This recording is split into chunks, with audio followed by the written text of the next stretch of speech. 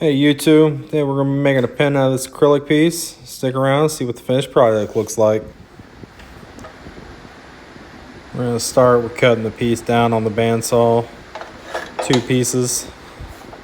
Got the lines marked on there. They're going to be a little bit longer than the brass tubes we have to insert.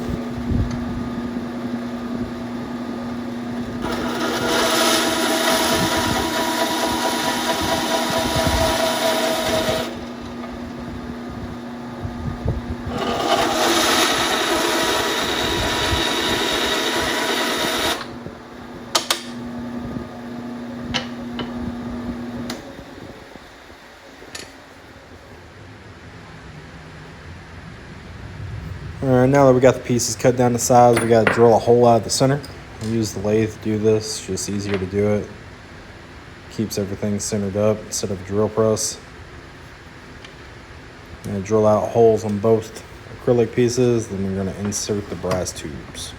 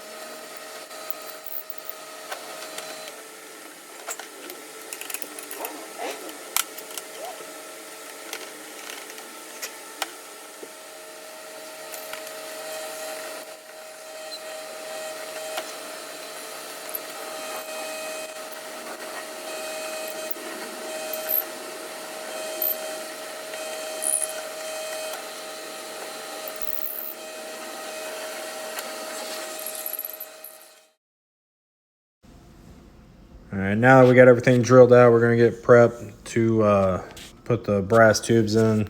Just put a paper towel down, keep the super glue off of my lathe. Go ahead and take the chuck off. We're gonna take the drill bit out, clean it off a little bit, and take the drill chuck out too, get some space.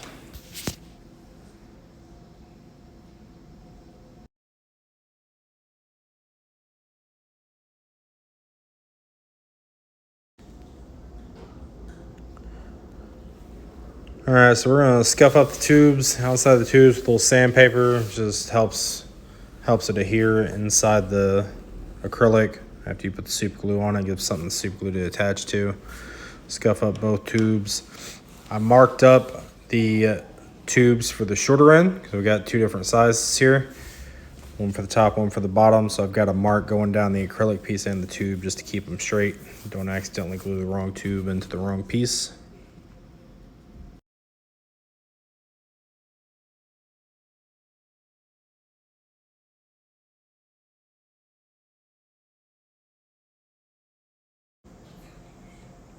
Once we get everything sanded, put the super glue on the tube. What you want to do when you put it inside is kind of give it a twist. You'll see me kind of twist it in instead of just shoving it straight in. And it's going to allow the super glue to spread out on the inside, get as much hold on it as we can. We're going to do this to both sides, and we're going to get it on the mandrel and get to turning. After we get the tube in, we're going to spray it with a little activator. Helps get the CA glue to cure instantly instead of waiting however long it takes to do naturally. Go ahead and put a little super glue on this tube as well. Stick it in, put some CA glue on it, and be able to get it on the mandrel and get to turning.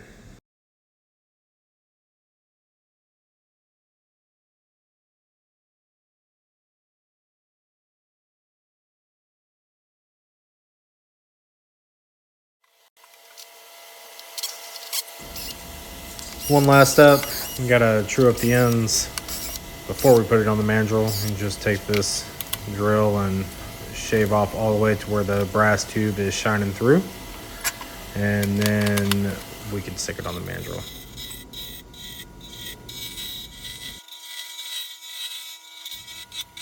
Here we're just getting both blanks round, shaving them both down a little bit. You can see the acrylic gets really stringy, get really messy. start flying around, spinning on it. Gotta stop and clean it off sometimes.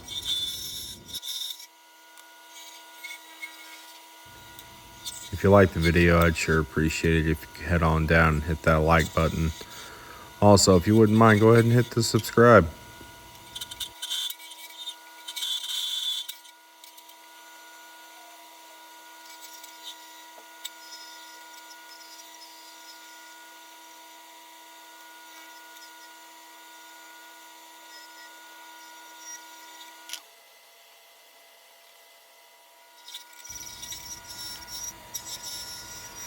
I use mainly this square carbide cutter for these things.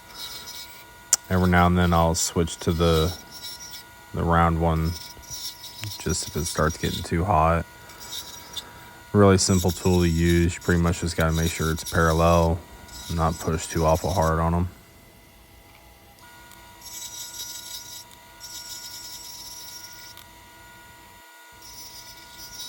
So we're just continuing to get the blanks round, getting them down to just a little bit bigger than what the bushings are.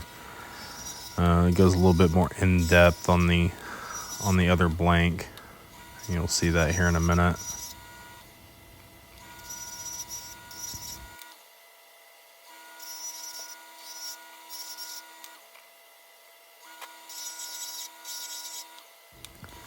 So here I had some chip out in the acrylic, so I'm using this marker to mark the exact place, and it'll bleed down into the chip so I can kind of see easier when the chips are gone.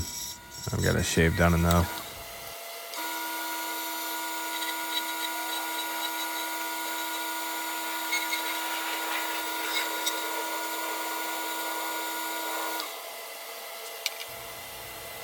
Right here I'm marking the width for the bushing that you see sliding, and what that is, it just helps you see how far back you need to cut down the tip of this for a piece of the pin kit that we're using to glue on there.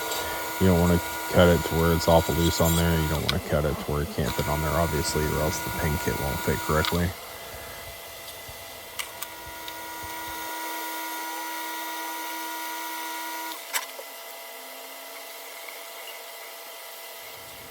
Sanding is never my favorite part.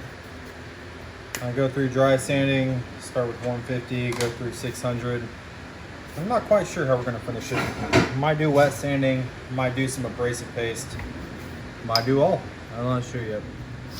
Sand it while it's spinning, and then when it stops, sand back and forth, try to get rid of some of the other lines.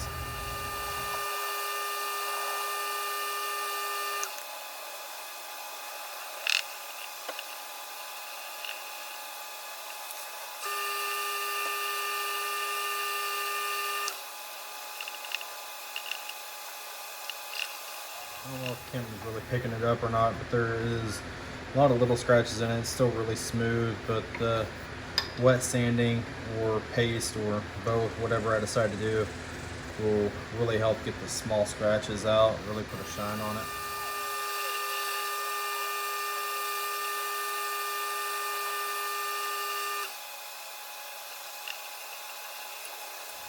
Last grit 600, last of the dry grit anyway. And see what we're gonna do from there.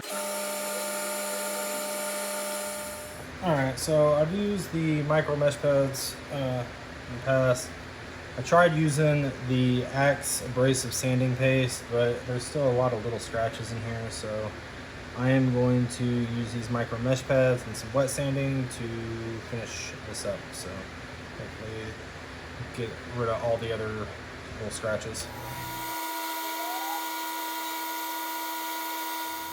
You still gotta stop it and sand this way to get rid of the circular scratches. And go through all these. There's 1, 2, 8 of these total? 8 or 9? So I'm not gonna show you everything. I'll go through a couple of them. And then the rest of this will probably be either fast forward or cut through until we can get a good shine on it. Once this is done, it will be time for assembly.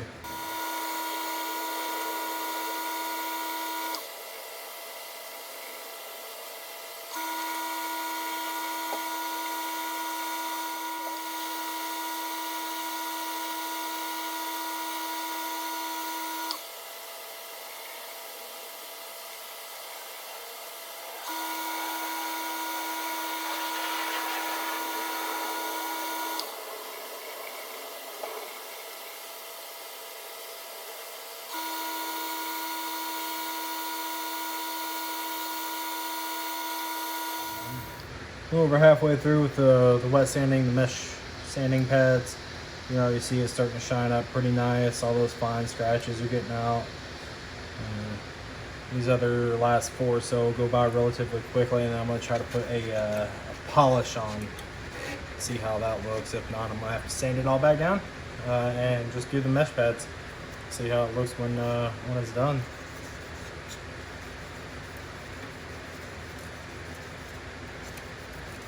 Hopefully the polish works, because I really don't want to have to sand all this back down.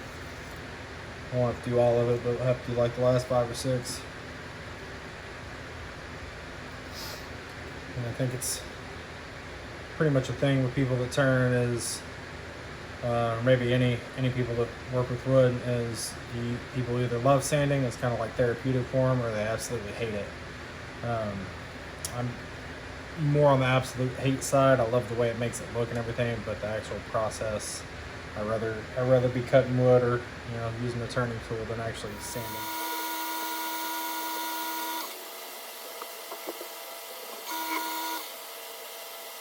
Alright, so I got it all sanded up, took all the scratches out. I'm just gonna put this polish on. It's Axe, I don't know if you can see that or not. Axe Polish Restoring Paste. Just see if we can get a better shine on it, Get it really glossy.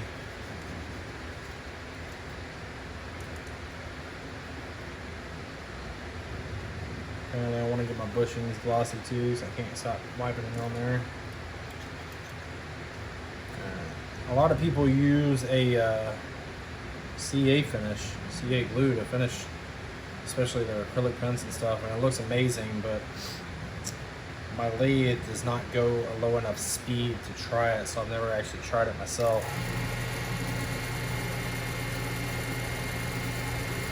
But a lot of people will say that's the best finish for a pen. We're going to see what we can do with this polish.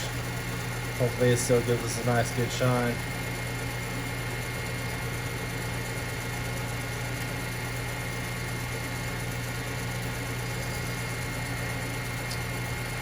It's a friction polish, so you got to get it heated up real good.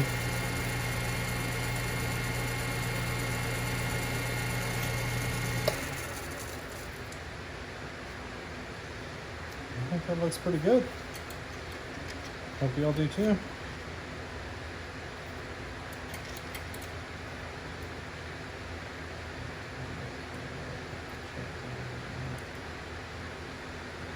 Alright, I'm going to grab the things to get this stuff assembled and try to clean up a little bit before I do, and I will be right back.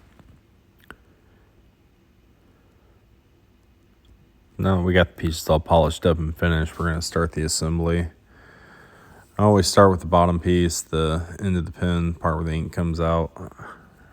Get that up here in just a second.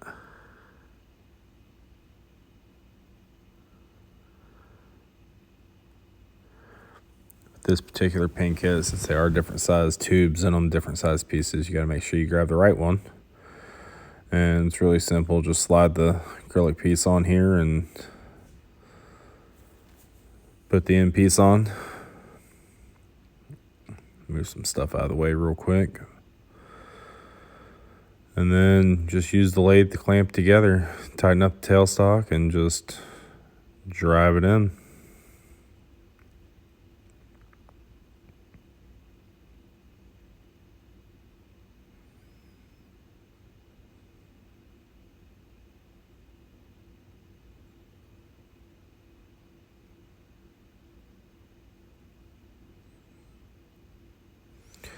Next piece we're going to put in is the transmission. It's a twist pin, so this is what causes the pin to come in and out. I haven't done one of these styles in a while. Different style pins, you have to put them in different depths, and so I had to remeasure this one. I knew it was going to be too short, but I couldn't remember how far it was, so you'll see me here in just a second grab the actual ink and measure how far down it has to go.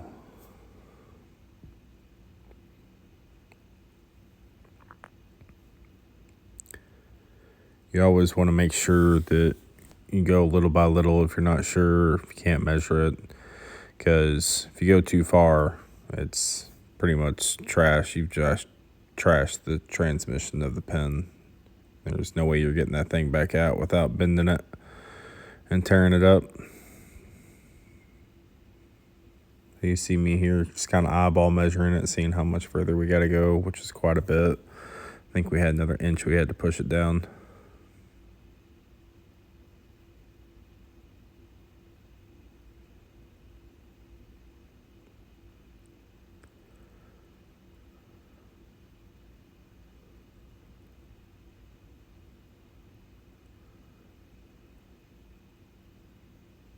You can kind of see another little indication there by my hand. That's kind of where I had to push it to.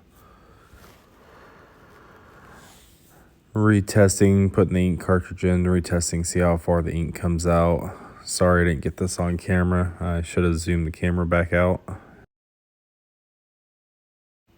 So here we're going to glue on the piece that we had to shave down on the back end. It's the piece of the paint kit we got to glue on where we had to shave down and see if the bushing would fit over. Just putting a couple drops of CA glue on it. And then pushing the ring on.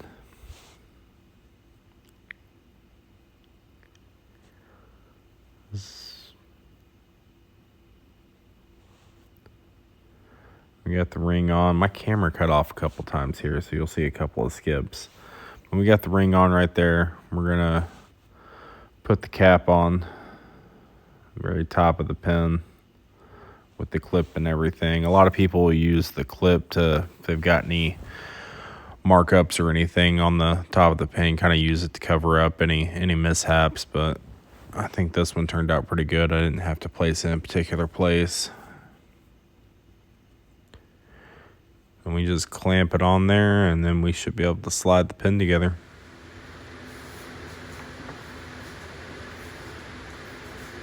Alright, so we got it all finished, put together.